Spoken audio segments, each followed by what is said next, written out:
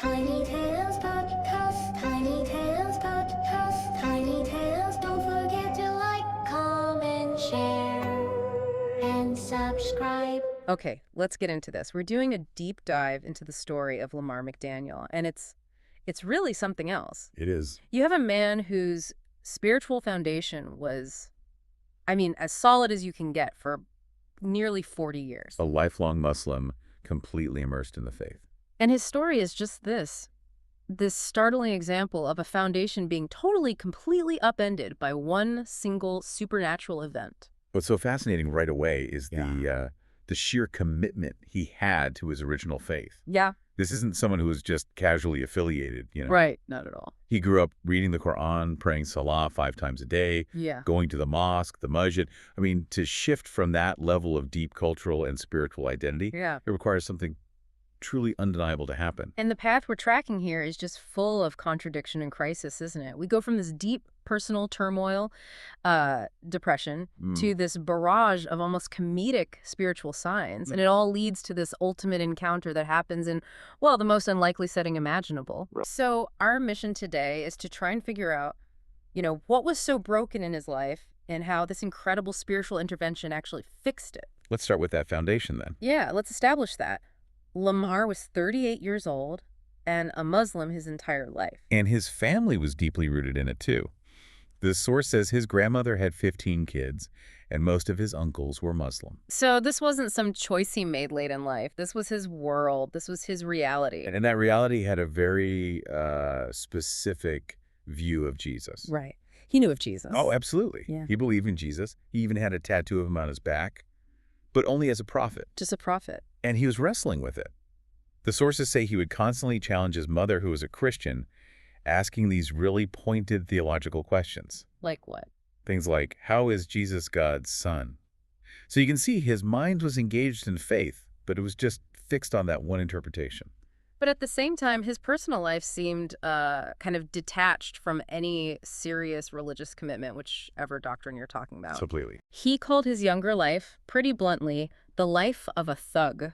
Yeah, that was his word. Marked by smoking, drinking, and what he specifically called his main sin, which was lust. He was, constantly seeking out girls. And you have to see the tension there, right? You have this man with a deep religious foundation, but his behavior is totally divorced from it. And you wonder, was that internal war, that cognitive dissonance, a necessary step to get to the breaking point? And that breaking point, it hit hard in 2023. It really did. He wasn't just, sad. He was suffering from extreme depression. So extreme that it was manifesting as both suicidal and homicidal thoughts. Which is just a terrifying place to be. He said he felt so far gone that he was literally okay with the idea of going to prison for life. Wow. And he wasn't just ignoring it. He was trying to get help, therapy, depression meds. He was trying the worldly means. Exactly. But the source material makes it really clear that the inner torment, it was unshakable. It wasn't working. And right when he hits that absolute lowest point, that's when the universe, for lack of a better word, just starts screaming at him. Yeah. The sources describe this overwhelming stream of communication that Lamar directly attributes to Jesus, and it all starts in 2023. The timing and the specifics of these signs are what I find genuinely wild. Right. He would finish his Islamic prayer, his salat, so he's literally doing his foundational religious duty. Fulfilling his obligation. And immediately, there are Jehovah's Witnesses knocking at his door. And they seemed to be everywhere he went. His Amazon delivery route, the gas station where he worked, it was constant. Almost humorous in how relentless it was. It was. He talks about being outside a Sheetz convenience store, trying to do a business deal. Okay. And a complete stranger, a white man, just walks up and interrupts the whole thing just to hand out pamphlets to both of them. No way. And Lamar said he acted, quote, like he was sent. The repetition of it all just kind of eliminates coincidence, doesn't it? It has to. And then you get the story of the angel. This girl comes into his store. She's driving an old, beat-up car, wearing baggy clothes. But he describes her appearance as beautiful, just flawless. And she walks right up to him. Right up to him and says, Jesus told me to come in here and to talk to you. Wow. And they prayed together. Right there. He thought she was either Jesus himself or an angel.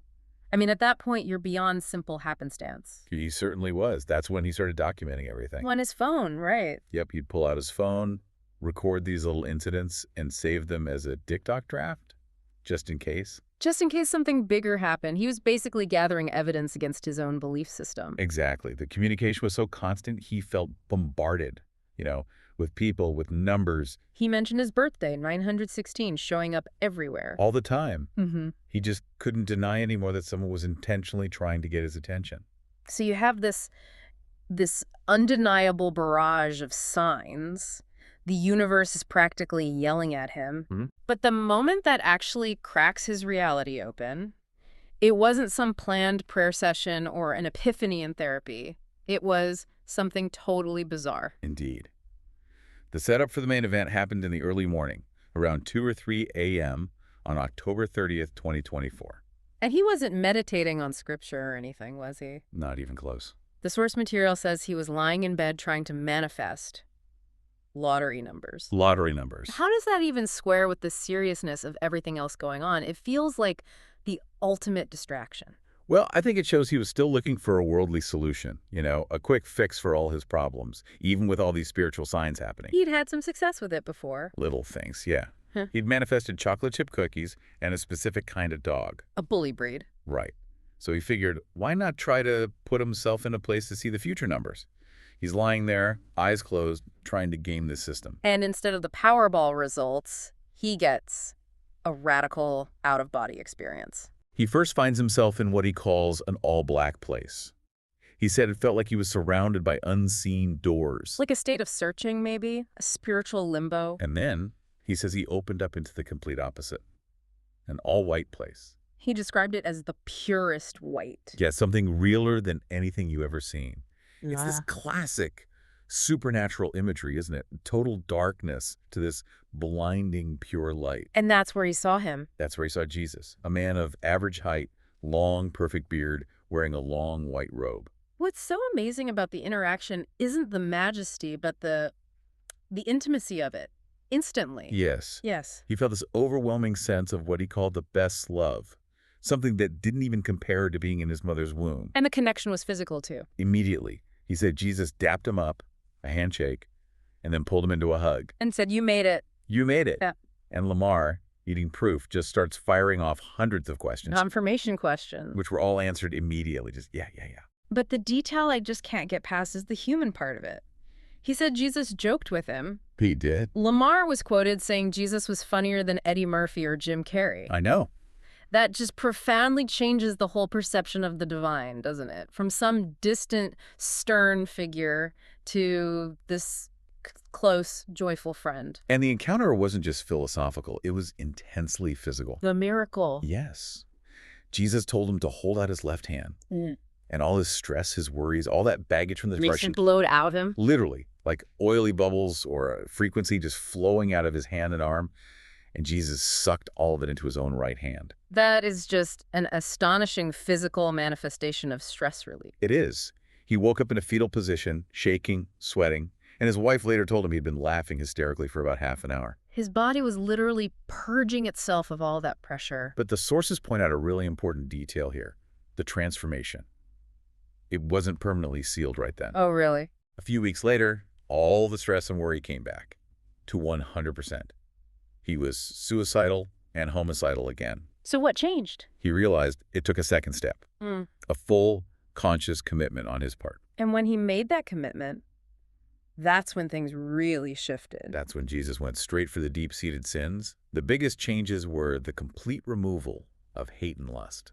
The hate he had for his children's mother, a hate he felt was totally justified. It was just gone. Vanished. And he was told to text her and tell her he forgave her. And he did. Wow. And the lust. That was just as powerful, maybe more insightful. Suddenly he couldn't even look at women in, gray leggings or watch an R-rated movie. His eyes would just avert automatically. Exactly. And he had this realization that lust wasn't just about sex. It was the hunger for flesh, for worldly things, anything that wasn't spiritual. That really broadens the implication for anyone listening, doesn't it? It does. So his old self finally died when he made one last decisive break. He smoked his final blunt, threw it out the window, and that was it. the end of his 38-year life of sin. Which really underlines that principle he learned. You don't clean yourself up first. You have to come as you are. And after all of that, the first instruction Jesus gave him was surprisingly simple. What of it? Go get baptized. The practical next step after the spiritual cleansing. But even the prep for the baptism was remarkable. The barbershop baptism, we could call it. Right. He decided to cut off his dreadlocks, which he had had for 20 years, because he felt filthy. He wanted to shed his past. So he's in the barber's chair, eyes closed. And he starts seeing these clear, small, gold crosses just floating past his vision. And then it gets bigger? Then a huge golden wooden cross is spiritually stamped right above his head. And it was confirmed. Immediately, a total stranger walking out of the shop just looks at him and says, "Keep walking with your cross." That's almost cinematic. You couldn't write it. You couldn't. And that experience really solidified his core understanding, which he sums up in one phrase. Let Jesus cook. Let Jesus cook. Don't wait until you've quit all your bad habits. Don't try to solve your problems first. Just give in, believe, and let the transformation happen. And this is where his old Muslim foundation connects with his new faith. Exactly. He realized many people know God, the Father, but they miss the way to him. He now understands Jesus as the way to the Father. And he emphasizes being persistent. You have to keep asking, keep bugging him, and then just wait for his perfect timing. And the final piece of the puzzle for him, the final application. He realized his years of crippling depression, it wasn't because his kids were gone or because of money problems. It was simply because he didn't have Jesus. The problem wasn't external. The solution was internal. So what we've really tracked today is this comprehensive transformation, isn't it? The immediate removal of chronic depression, of hate, lust, stress. All of it. All triggered by a single, focused, and utterly bizarre encounter. The knowledge here is that profound change is possible, and that the path to it might be waiting in the most unexpected moment. It's the ultimate irony, really. Yeah. Lamar was trying to manifest worldly gain. He wanted a lottery jackpot. Right. But he ended up finding the ultimate eternal prize. It just reinforces that what you think you need, the money, the healing, is often secondary to the real solution. He was looking for a cash prize, but he found the king. Absolutely. And that brings us back to that one detail that I think really defined the intimacy of the whole encounter. The humor. The humor. Lamar said Jesus was funnier than Eddie Murphy or Jim Carrey.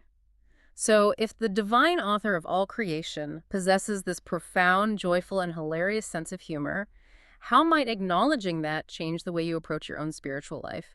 If the focus shifts from just this austere seriousness to genuine, unadulterated joy, what kind of fulfilling, unburdened existence are you currently missing out on? Turning